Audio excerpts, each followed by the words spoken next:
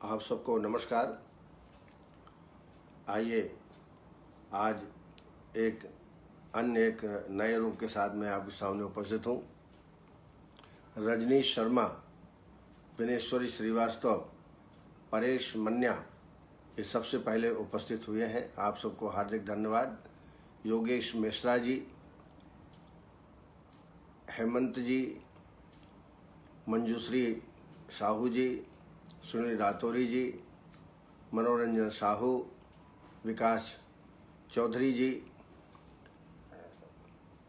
महेंद्र चतुर्वेदी ये भी समय पर उपस्थित हो गए हैं। आप सबको बहुत बहुत धन्यवाद।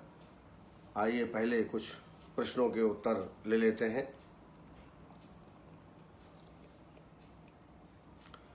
डॉक्टर शिल्पा,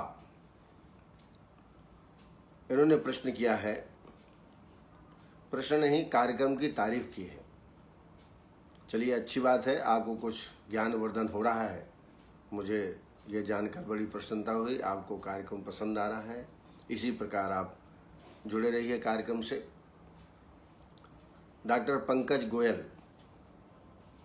इन्होंने लिवर सिरोसिस ना हो, लिवर सूजन पहले होती है फिर सिरोसिस हो जाता है, वो ना हो तो रोकने के उपाय, ये मैं कल बता चुका हूँ डिटेल में। संक्षिप्त में जान लें कि अगर इनलार्जमेंट ऑफ लीवर है, ऐसी अवस्था में विरेचन करा दें।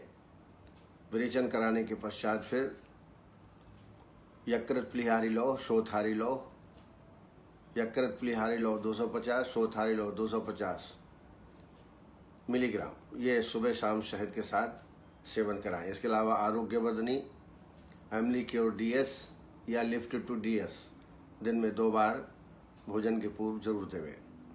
भोजन के पश्चात में रोहित का रिष्ट और भूमि अमल की काढ़ा, भूमि अमल की क्वाथ 4 चम्मच, भूमि अमल की क्वाथ और रोहित का रिष्ट 4 चम्मच, और उतना ही पानी डाल के भोजन के बाद दोनों टाइम दें, तो आगे लिवर सिरोसिस नहीं होगा। डॉक्टर रजनीश शर्मा जी ने पूछा है, मधुमेह के दुर्बल रोगी में पंचकर्म नहीं करा सकते, संक्रमण कर्म ही कराना चाहिए। बिल्कुल सही है, लाइन ऑफ ट्रीटमेंट तो यही कहता है। बहुदोषो स्थूला प्रमेहि बलवान है कहा, कृशस्थैका परिदुर्बलस्यो संब्रह्मणम तत्व कृशस्यकारम संशोधन दोष बलाधिकस्य संशोधनम नाहरति या प्रमेहि तस्य क्रिया संसमनी प्रयोज्याः मंथा कषाया यवचूर्णलेयाः प्रमेह शांते सुलघ्वस्य भक्ष्याः। स्थूला प्रमेही, रोगी बलवान हो, स्थूल हो, दोष बलवान हो तो उसमें पंचकर्म कराना चाहिए। यदि रोगी दुर्बल हो, रोग कम बलवान हो, दोष भी कम हो, ऐसी अवस्था में संसमन चिकित्सा करना चाहिए। लेकिन ये लाइन ऑफ ट्रीट सिद्धांत है। पेशेंट की अवस्था तो आप ही दे सकते हो। यदि पेशेंट ऐसा लगता है कि शोधन करा सकता है तो जरूर कराना चाहिए। शोधन कराने के बाद ही दवाई दें तो ज़्यादा अच्छा है। अगर संशमन कराना है तो संशमन औषधियाँ दीजिए, और साथ में जो प्रमेहग्न वस्ती है वो तो दे ही सकते हैं, चाहे दुर्बल हो चाहे स्थूल हो, दोनों व्यक्तियों में आप प्रमेहग्न वस्ती दे सकते हैं। इसके बारे में कई बार मैंने चर्चा आपके सामने की है। दूसरा, अगर बहुत दुर्बल पेशेंट है तो हल्का विरेचन भी आप करा सकते हैं, क्योंकि कोष्ठ शुद्धि रोग, चाहे कोई भी रोग हो, आम का पाचन और कोष्ठ शुद्धि ये 2 चीज़ें बड़ी ज़रूरी हैं। ये होना ही चाहिए, तभी आयुर्वेदिक की औषधियाँ फायदा करते हैं। नीलेश निगम जी ने वोकल कार्ड सिस्ट का ट्रीटमेंट पूछा है। वोकल कार्ड में कई बार सिस्ट, कई बार उसमें पॉलिप्स हो जाते हैं, कई बार नोड्यूल्स हो जाते हैं। उसकी क्या चिकित्सा करें, पहले समझ लें वोकल कार्ड सिस्ट है क्या। Vocal cord lesion, also known as vocal fold lesion, ये बेनाइन स्वरूप का होता है, बेनाइन होता है, कैंसरस नहीं होता। That includes cyst, nodules and polyps. ये तीनों प्रकार के आकृति वहाँ पर मिल सकती है। अगर सिस्ट हो गया है या नोड्यूल्स हो गया है वोकल कार्ड में, तो निश्चित रूप से कुछ सिम्टम भी पैदा होते हैं, जैसे हॉर्सनेस, आवाज़ में हॉर्सनेस आती है, पेन होता है और सडन लॉस ऑफ वॉइस, अचानक वॉइस आवाज़ जो है कम आने लगती है या बिल्कुल ख़त्म हो जाती है। और difficulty singing at a certain pitch, बहुत हाई पिच में व्यक्ति गा नहीं सकता है। ऐसी अवस्था में हमको स्पीच थेरेपी की आवश्यकता पड़ सकती है। इसका लाइन ऑफ ट्रीटमेंट होगा, सबसे पहले तो आप इसमें विरेचन करा दें। विरेचन इसके लिए बहुत लाभप्रद होगा, शिष्ट है इसलिए। विरेचन करने के पश्चात इसमें शोथहर वस्ती या लेखन वस्ती, दो में से कोई वस्ती देवें। लेखन वस्ती में त्रिफला, नागरमोथा, गिलोय, सुंठी और विडंग, प्रत्येक को 30-30 ग्राम लेके काढ़ा बना लें 300 ml। यवक्षार 10 ग्राम, गोमूत्र मिल जाए तो अच्छा, नहीं तो गोमूत्र अर्क 50 ml, शहद 50 ml, और ये वस्ती लगभग 16 वस्तियाँ देवें। तो विरेचन करने के बाद वस्ती देवें। वस्ती देने के बाद इसमें नस्यकर्म भी फायदा करेगा। इसमें शोधन नस्य कराएं, अवपीड़न या धमापन। 2 दिन स्नेह नस्य देवें अणुतैल से, और तीसरे दिन धमापन नस्य। धमापन नस्य के लिए इसमें अपामार्ग और पिपली, अपामार्ग, पिपली 3 और औषधियाँ हैं, विडंग, शिग्रु और वचा। इनमें से कोई 2 औषधियाँ लेकर के बारीक चूर्ण कर लीजिए, रात्रि में 2 चम्मच भिगो के रख दीजिए, और जिस दिन नस्य कराना है अवपीड़न, मसल के छान लीजिए और 6 से 8 बूंद की मात्रा देना है। तो 2 दिन स्नेह नस्य, प्रत्येक तीसरे दिन शोधन नस्य आप दें। 21 दिन का कोर्स इसमें करें, तो इसमें भी रोगी को लाभ प्राप्त होगा। इसके अलावा कवल धारण, कवल धारण के लिए पंचकोल क्वाथ, पंचकोल क्वाथ अच्छा रहेगा, लेखन काम करता है, शिष्ट है, तो इसलिए पंचकोल क्वाथ से आप गंडूस कराएं। गंडूस कराने के बाद फिर कवल धारण करा करके, और ये रोजाना प्रतिदिन कवल धारण कराएं। पंचकोल क्वाथ, चव्य, चित्रक, सुंठी, पिपली मूल, इनको, इससे जो हॉर्सनेस है वो आवाज़ में वो ख़त्म होगी, पेन भी ख़त्म होगा, और आगे लॉस ऑफ जो वॉइस होने वाली है वो भी इसमें नहीं होगा। इसके अलावा एक योग मैं आपको बता रहा हूँ, वो जरूर सेवन करें। मुलैठी, अकरकरा, वचा, फिर से बोल रहा हूँ मैं, मुलैठी, अकरकरा और वचा, इनका बारीक चूर्ण तैयार करके 1-1 चम्मच सुबह शाम लीजिए। और अकरकरा के टुकड़े बना लीजिए, जैसे लौंग होता है या इलायची होती है उस आकार के, और मुंह में डाल के चूसते रहिए। इससे भी वोकल कॉर्ड में बड़ा आराम मिलेगा। जो हाई पिच में गाने में असमर्थ होता है वो भी इससे ठीक होगा। तो अकरकरा चूसने के लिए और मुलैठी, अकरकरा, वचा बराबर मात्रा में लेकर चूर्ण तैयार कर लें, और आधा चम्मच से 1 चम्मच सुबह शाम गर्म पानी के साथ इसका सेवन कराएं। इसके अलावा कांचनादि उगुलू, गोक्षरादि उगुलू और सारीवादी बटी, इनका भी प्रयोग इसमें अपेक्षित है। इसका भी प्रयोग आपको इसमें करना चाहिए। तो मुझे लगता है इतना सफिशिएंट है। डॉक्टर सोनल पटेल ने पित्त के कारण भी सराशूल होता है, बिल्कुल होता है। असहनीय दर्द होता है इसमें भी। माइग्रेन में वात और वात कफ का अनुबंध होता है। पैत्तिक सराशूल भी होता है, वातज, पित्तज, कफज, सन्निपातज, ये सराशूल के भेद है। जब पित्त प्रकोप के कारण सराशूल होता है तो पैत्तिक सराशूल। और आपने जैसा कहा कि मुझे एसिडिटी भी रहती है पेशेंट को, तो इसके माने निश्चित है पित्त बढ़ा हुआ है। तो सबसे पहले आप विरेचन करा दें। वोमिटिंग भी होती है थोड़ा, आपका कहना है, तो आप इसका विरेचन करा दें। पंचतिक्त घृत से आभ्यंतर स्नेहपान, सम्यक स्नेह लक्षण मिलने के बाद 3 दिन स्वेदन और फिर विरेचन। विरेचन कराने से पित्त जो पित्त है बढ़ा हुआ, प्रकोपित पित्त है, वो शरीर से बाहर निकल जाएगा और आपको शिराशूल में भी आराम होगा। औषधियों में शिराशूल वज्रणी रस 250 मिलीग्राम, प्रवाल पिष्टी 250 मिलीग्राम, सूत शेखर रस 125 मिलीग्राम। ये दिन में 3 बार शहद के साथ या आंवले के मुरब्बे के रस के साथ भी इसका सेवन आप पेशेंट में करा सकते हैं। इसके अलावा शतावरी और मुलहठी, शतावरी 100 ग्राम, मुलहठी 100 ग्राम, दोनों को मिला लीजिए और 1-1 चम्मच दिन में 2 बार दूध के अनुपान में देवें। और पथ्या षडंग, जो कल मैंने काढ़ा बताया था, बाजार में पथ्या रिक्वायर्ड के नाम से आता है, उसका भी सेवन आप ऐसे पेशेंट में कर सकते हैं। इसके अलावा लाक्षणिक चिकित्सा, मूत्र में दहा हो तो चंद्रप्रभा बटी या चंदनादि बटी दे दीजिए। पित्त अधिक बढ़ रहा हो तो जो योग मैंने बताया उसमें मुक्ता पिष्टी और मिला दीजिए 60 मिलीग्राम, तो और ये पित्तनाशक प्रभाव इसका हो जाएगा। इसके अलावा बहुत सारी पेटेंट औषधियाँ आती हैं, उनका भी सेवन आप पेशेंट में कर सकते हैं। कहने का तात्पर्य है कि यहाँ पित्त दोष की चिकित्सा करना है। सरासूल के साथ आँखों में जलन भी होता है, पसीना भी आता है, प्यास ज़्यादा लगती है, ये लक्षण इसमें पैतृक सरासूल में पाए जाते हैं।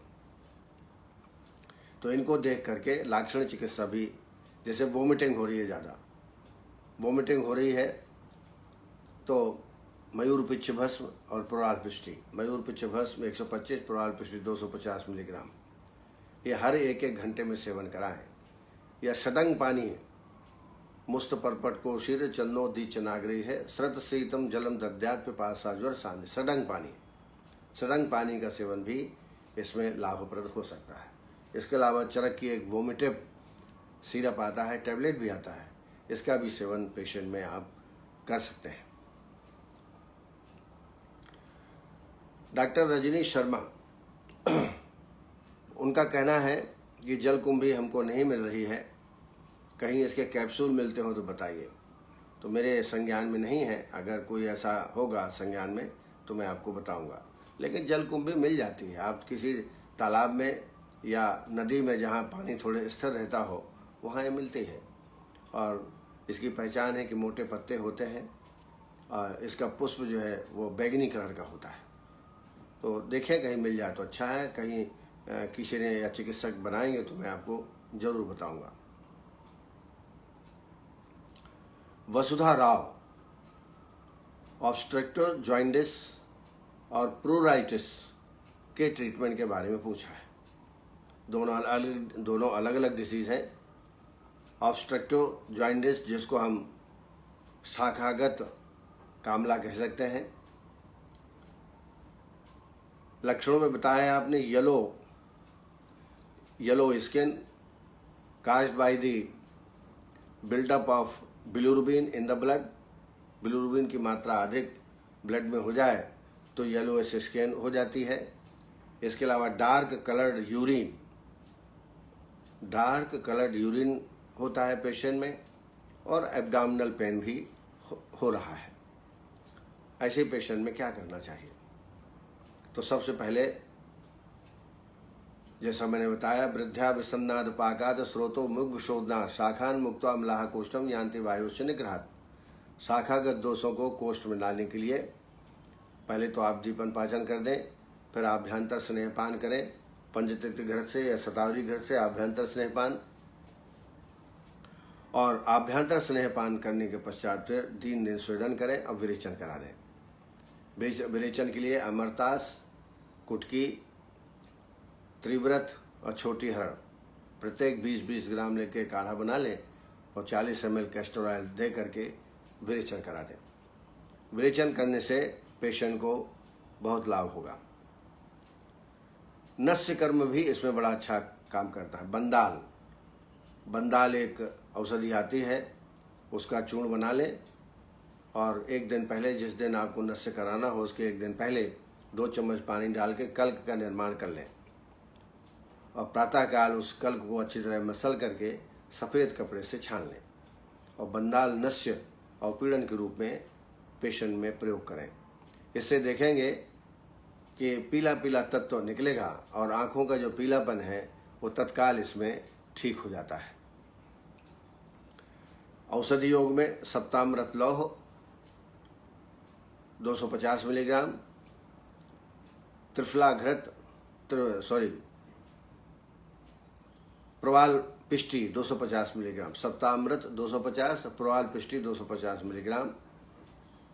ये दिन में 2 बार या 3 बार पेशेंट को दें। पित्त ज़्यादा बढ़ा हुआ हो तो इसमें सूत शिखर को भी मिला सकते हैं। इसके अलावा आरोग्यवर्धनी 2 गोली दिन में 2 बार। एमिलिक्योर DS जो एमिल फार्मास्यूटिकल की कैप्सूल है, 2 कैप्सूल भोजन के पहले दोनों टाइम दें। यह ना मिले तो लिप 50 DS का भी प्रयोग इसमें रोगी में कर सकते हैं। इससे काफ़ी पेशेंट में आराम प्राप्त होगा। और साथ साथ में जो अपथ्य चीज़ें हैं उनको बंद कर दें। फैट, कार्बोहाइड्रेट इसको भी तत्काल बंद करें। तली मली चीज़ें, बेसन, मैदा, ये चीज़ें न खाएं, हल्का खाना खाएं। और साथ साथ में घरेलू इलाज भी कर सकते हैं, जैसे मूली पत्ते का सुरस, उसमें मिश्री डाल के सेवन करें, गन्ने को चूसें।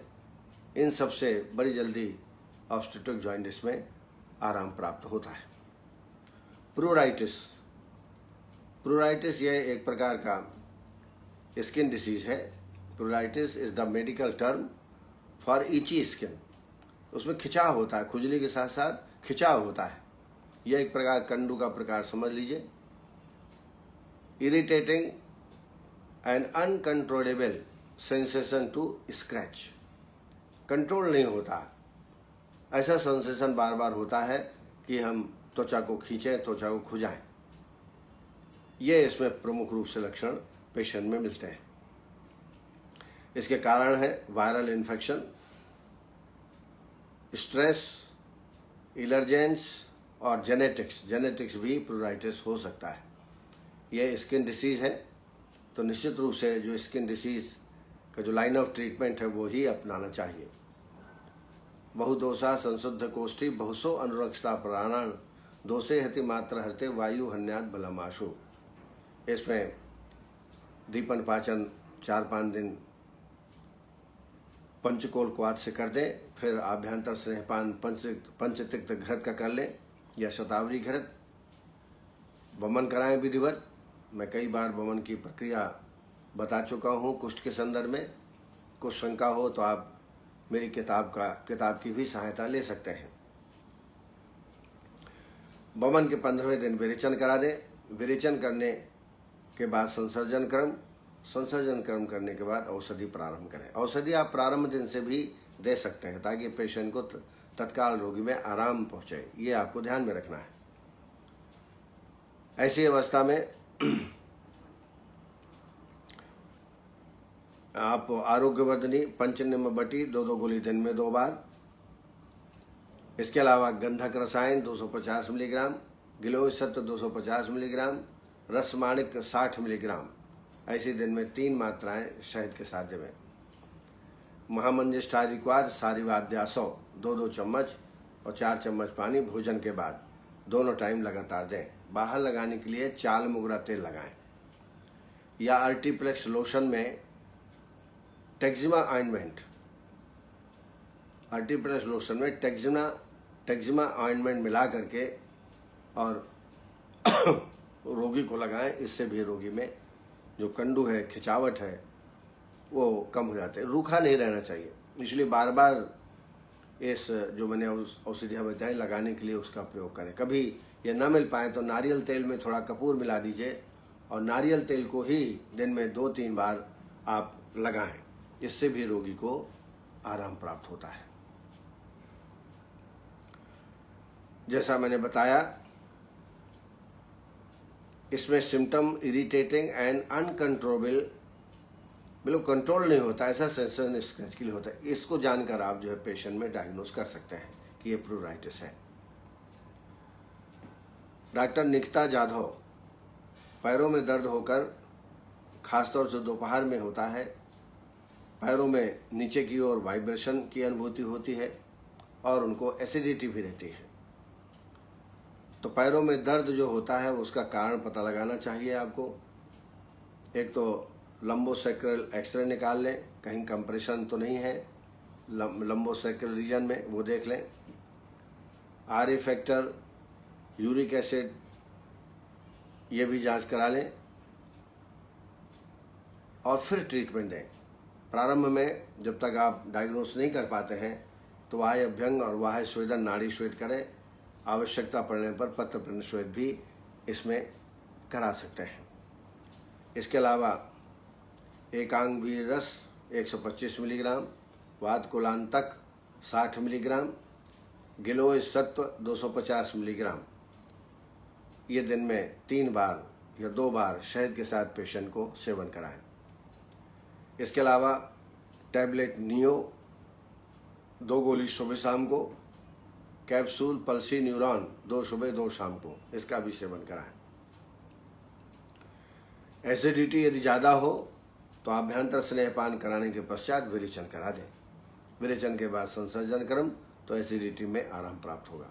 अन्यथा अभिपत्य का चूर्ण 5 ग्राम दिन में 2 बार भोजन के बाद, जो सबको ज्ञात है, वो आप दे सकते हैं। औषधियों में सूतशेखर रस, प्रवाल पिष्टी और चंद्रकला रस। सूतशेखर 125, प्रवाल पिष्टी 250, चंद्रकला 125 मिलीग्राम। ऐसे दिन में 3 बार ये मात्रा शहद के साथ आप सेवन करा सकते हैं। साथ साथ में तली मली चीज़ें, पित्तवर्धक चीज़ें न लें, वातवर्धक चीज़ें भी न लें।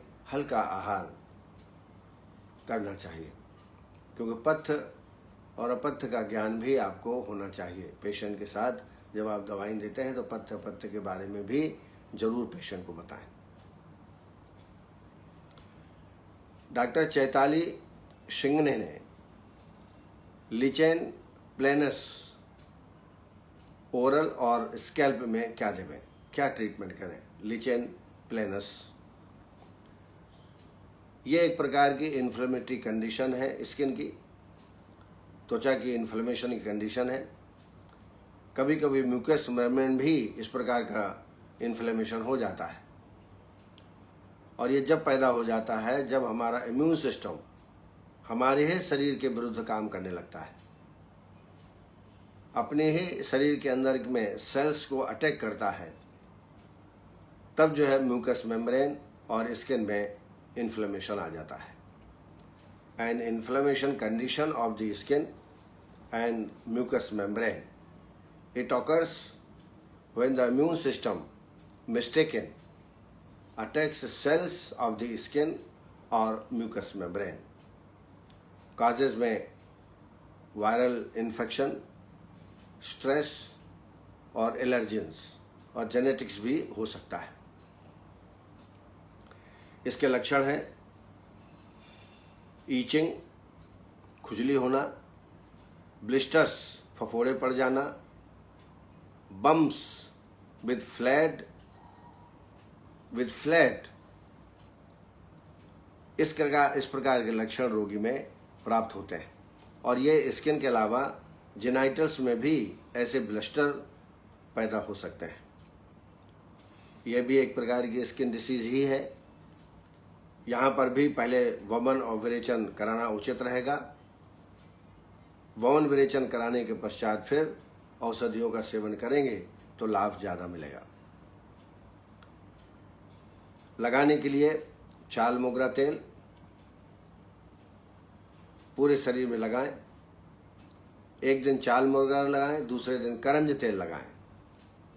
इनमें थोड़े से कपूर मिला दें तो ईचिंग जो है वो कम हो जाती है।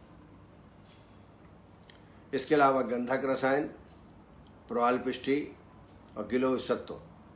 गंधक रसायन 250, प्रवाल पिष्टी 250 और गिलोय सत्व 250 मिलीग्राम दिन में 3-4 बार इसका सेवन रोगी में कराएं। अगर गिलोय सुरस मिलता हो तो गिलोय सुरस न मिले तो निम्ब सुरस या दारू हल्दी सुरस, इन तीनों में से कोई एक मिले तो 1-1 चम्मच दिन में सेवन कराएं। इससे और अधिक इस इन्फ्लेमेशन कंडीशन में आराम होगा। दूसरा, नींब पत्र छाल, नींब पत्र या नींब छाल, इनका काढ़े से रोगी को स्नान कराएं, क्योंकि ये वायरल इन्फेक्शन से ज़्यादा होता है। तो जितना साफ सफाई आप रखेंगे उतना ही अच्छा है। इसके अलावा जो मैं सिद्धार्था के स्नान हमेशा बताता हूँ कुष्ठ अध्याय का, उनकी औषधियों का भी प्रयोग यहाँ पर काढ़े के रूप में करें। मुस्त मदनम त्रिफला करंज आरगवध कलिंग यवाहा दारवी सप्तपर्णाः सिद्धार्थकम नाम चयति। सामान्यतः हम गिलोय, निम्बछाल, मुलैठी, दारू हल्दी, सप्तपर्ण, इनका काढ़ा प्रतिदिन रोगी को दें खाली पेट में। काढ़ा बनाने का तरीका आपको मालूम है। 4 चम्मच दवा, 4 कप पानी, 1 कप बचे तब तक पकाना है। ये खाली पेट में दोनों टाइम इसका सेवन कराएं। इसके अलावा पंचनिम्बवटी, आरोग्यवर्धनी 2-2 गोली दिन में 2 बार, कैशोर गुलू बदल बदल करके, एक ही प्रकार का लगातार ट्रीटमेंट न दें। 10 दिन 11 दिन के अंतर्गत ट्रीटमेंट आप बदल दें। ठीक है, यदि लाभ हो रहा है तो आप यू कैन कंटिन्यू, लेकिन पेशेंट का बार बार एग्जामिनेशन करके सोच समझ के औषधियों का प्रयोग हमको करना है, तभी रोगी में लाभ प्राप्त होता है। आइए हमारे बीच जो चिकित्सक उपस्थित होते हैं उनका नाम लेना उचित होगा। डॉक्टर आशुतोष जी, डॉक्टर रजनीश जी, डॉक्टर नीलेश जी, नीलेश निगम जी, डॉक्टर सत्येंद्र कुमार तिवारी जी जो कि जयपुर से हैं, प्रोफेसर हैं पंचकर्म में, विकेश महाजन जी, वंदना पाठक जी, सोनल पटेल जी, वरिष्ठ चिकित्सक सम्मानीय चिकित्सक महेंद्र चतुर्वेदी जी, संजीव कुमार जी, मुबिन मुल्ला जी, संजय जी, स्वाति त्यागी जी, प्रशांत ससाने, डॉक्टर प्रमोद कटारिया, डॉक्टर भानु प्रताप आनंद, डॉक्टर भानु प्रताप यादव, आनंद आयुर्वेद, नीलम शुक्ला जी, पंकज शुक्ला, ज्योतिबाला डामोर, हमेशा वो टेलीफोन में सलाह लेती हैं और पंचकर्म की पीजी कर चुकी हैं, आजकल एसोसिएट प्रोफेसर हैं।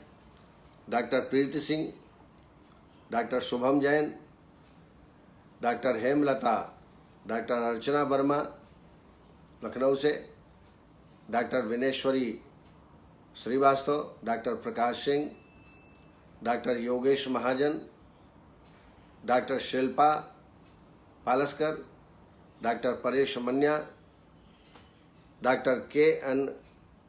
गंगवार, अरुणा शर्मा, सुकमंत मिश्रा, माधव मिश्रा और doctor Souvik Roy, doctor Aditi Tripathi, doctor Vikas Chaudhary, doctor Ashutosh Kumar और नैनोटेक आयुर्वेद, ये सब इस कार्यक्रम से जुड़े हुए हैं। आप सबको हार्दिक धन्यवाद। जो प्रश्न पूछते हैं उनके लिए हार्दिक धन्यवाद तो है ही, साथ साथ में जो सुनते हैं उनको भी बहुत बहुत धन्यवाद। अब आइए एक और प्रमुख कुपोषण जन्य व्याधि पर चर्चा करेंगे। जैसा कि आपको मालूम है कि इस समय जो कुपोषण जन्य व्याधियां हैं, माल न्यूट्रिशन जन्य व्याधियां हैं, उनके बारे में चर्चा हम लोग कर रहे हैं। आज हम चर्चा करेंगे रात्रि अंधता, जिसको नाइट ब्लाइंडनेस कहते हैं। यह भी एक प्रकार की बड़ी कॉमन व्याधि है और ख़ास तौर से बच्चों में ज़्यादा ये इफेक्ट होता है। रात्रि अंधता एक प्रमुख कुपोषण जन्य व्याधि है जो कि प्रायः बच्चों में अधिक पाया जाता है। जैसा कि आप सब जानते हैं, नाइट ब्लाइंडनेस विटामिन ए की कमी से उत्पन्न होता है। विटामिन ए अधिकतर एनिमल टिश्यू में पाया जाता है, परंतु विटामिन ए का प्रीकर्सर वनस्पतियों में भी मिलता है, जो मनुष्य के इंटेस्टाइन में पहुंचकर विटामिन ए में परिवर्तित हो जाता है। यह तत्व शरीर के लिए अत्यंत आवश्यक है। संतुलित आहार नहीं करने के कारण जीवनीय तत्वों की कमी शरीर में आ जाती है। शरीर में विटामिन ए की कमी से अनेक प्रकार की व्याधियां उत्पन्न हो सकती हैं, परंतु उनमें नाइट ब्लाइंडनेस प्रमुख है। जैसे ही रात्रि होती है, अंधेरा होता है, तो व्यक्ति को दिखना बंद हो जाता है। ये ज़्यादातर मैंने जैसे बताया बच्चों को होता है, लेकिन मैं कई प्रौढ़ अवस्था में भी मैंने देखा है कि उनको रतौंधी, गांव में इसको रतौंधी बोलते हैं, रात्रि अंधता, रतौंधी उत्पन्न हो जाती है। आइए निदान समझ लेते हैं। तो निदानों में तो सबसे पहले कुपोषण, जो संतुलित भोजन है वो ना मिलना, ये प्रमुख लक्षण है, प्रमुख कारण है। और कुछ ऐसे रोग हैं जिसको हम निदानार्थकर रोग कहेंगे, जिनकी समुचित चिकित्सा न करने पर नाइट ब्लाइंडनेस अर्थात रात्रि अंधता या रतौंधी उत्पन्न हो सकता है। जैसे क्रॉनिक डायरिया। डायरिया यदि हम ठीक से ट्रीट नहीं करें तो हमारे शरीर के इलेक्ट्रोलाइट बैलेंस गड़बड़ा जाते हैं और इसी कारण विटामिन ए की कमी शरीर में उत्पन्न हो सकती है। दूसरा प्रमुख कारण है माल एब्जॉर्प्शन सिंड्रोम। हाथों के द्वारा एब्जॉर्प्शन ढंग से ना होना, जो आवश्यक तत्व है शरीर के लिए उनका एब्जॉर्प्शन ना होना, यह भी एक प्रमुख कारण है। लक्षणों में देखें तो जैसे नाम से स्पष्ट है, रात्रि अंधता अर्थात रात्रि में दिखने में असमर्थ, कुछ दिखाई नहीं देता, सहारा लेना पड़ता है चलने में। और नेत्र कला में सुस्तता, जिसको हम जीरोसिस कहते हैं, सुस्तता आ जाती है। आंखों में ड्राइनेस, सूखापन और रफनेस की उत्पत्ति हो जाती है।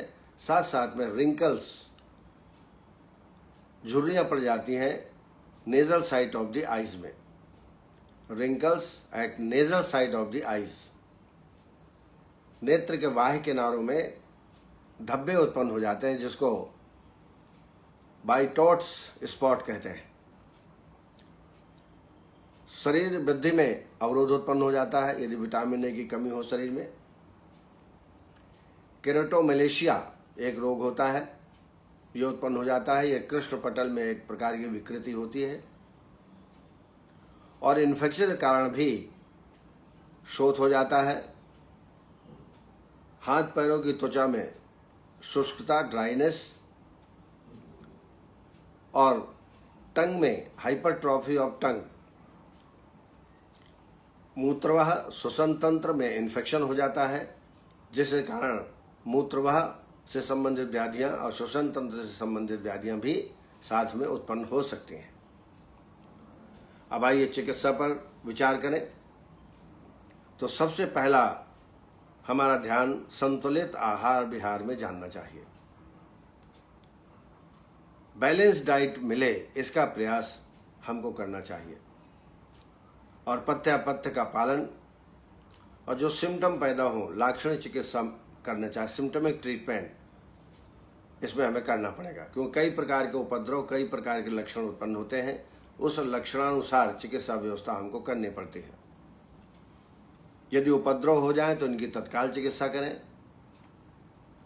और निदान परिवर्जन, ये तो पहला लाइन ऑफ ट्रीटमेंट है।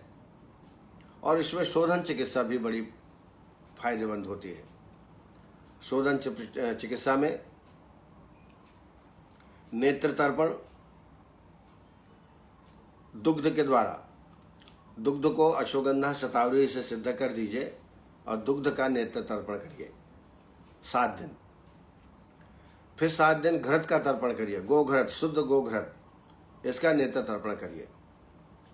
और फिर अश्वगंधा बलाताइल, इसका तर्पण करें। इसे 7-7 दिन के कोर्स करें तो 21 दिन का टोटल कोर्स हो जाता है और इस 21 दिन के दौरान निश्चित रूप से रोगी को आराम मिलेगा।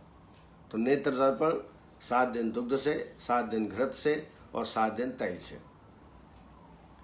दूसरा शिरा तर्पण भी इसमें उपयोगी है। शिरा तर्पण में आप अभ्यंग, शिरोअभ्यंग, शिरोधारा, पिचुधारण और शिरोवस्ती, इनका कई बार मैं डिटेल में आपको बता चुका हूँ। इसकी विधि कैसी है, कैसे पिचु धारण करना है, शिरोधारा कैसे करना है, कितने समय तक करना है, कई बार इस पर चर्चा हो चुकी है। यदि कोई शंका हो तो आप आगे प्रश्न पूछ सकते हैं। और सर्वांग अभ्यंग ये भी बहुत आवश्यक है, क्योंकि ड्राइनेस रहता है शरीर में। सर्वांग अभ्यंग अश्वगंधा बला तैल से, नहीं तो सिंपल नारियल तेल या तिल तेल से भी अभ्यंग कर सकते हैं। और इसमें नस्य, ब्राह्मण नस्य भी बड़ा उपयोगी होगा। इसके लिए इंद्रिय वर्धक तैल, अणु तैल, त्रिफला घृत या ब्राह्मी घृत का प्रयोग हम कर सकते हैं। आभ्यंतर संशमनार्थ त्रिफला घृत और ब्राह्मी घृत का उपयोग हमें करना चाहिए। लगभग 15 ग्राम प्रतिदिन भोजन के काल में गर्म पानी के अनुपान के साथ दिन में 2 बार दोनों टाइम देवें। इससे भी पेशेंट को रतौंधी में आराम प्राप्त होगा। औषधियों में सप्तामृत लौह 250 मिलीग्राम, प्रवाल पिष्टी 250 मिलीग्राम, इसको शहद और घृत के साथ सुबह और शाम को देना चाहिए। घृत, शहद यदि 10 ग्राम लेते हैं तो घृत 15 ग्राम ले लें। साथ में सप्तामृत 250 मिलीग्राम, प्रवाल पिष्टी 250 मिलीग्राम, इसको दिन में 2 बार सेवन कराएं। लगातार 2 महीने तक इसका सेवन कराएं। जैसे मैंने बताया, ब्राह्मी घृत और त्रिफला घृत का 15 से 20 ml भोजन के काल में संसमनार्थ स्नेहपान करा सकते हैं और बड़ा लाभप्रद होता है। एक चूर्ण मैं आपको बताना चाहूँगा जिसका प्रयोग आप जरूर करें।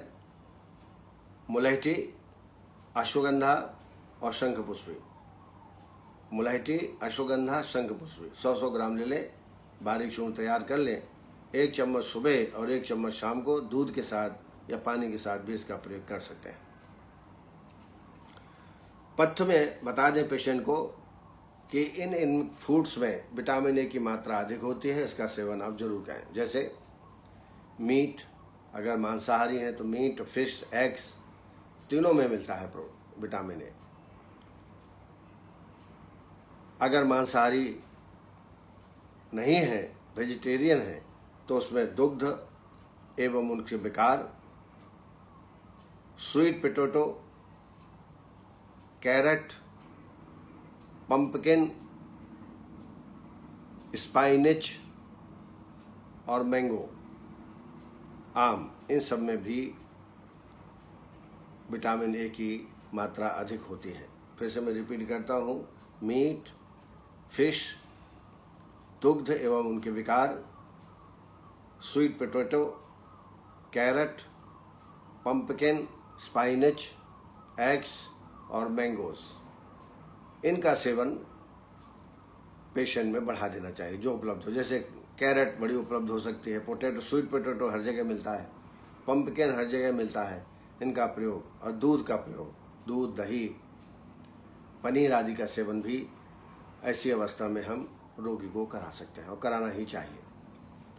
तो इस तरीके से कुछ रात्रि अंधता के बारे में आपको जानकारी दी। मैं इसलिए ऐसे रोग ले रहा हूँ कि कई बार हम ग्रेजुएशन स्तर पर या कॉलेज स्तर पे हम इनको नहीं पढ़ पाते, और पेशेंट हम जहाँ जहाँ प्रैक्टिस करते हैं ऐसे पेशेंट आपको मिलेंगे। तो कुछ जानकारी भी हमको होना चाहिए, इसलिए इस प्रकार के रोगों को एक दिन के अंतर से मैं आपके सामने प्रस्तुत करता हूँ। आशा है आपको पसंद आता होगा।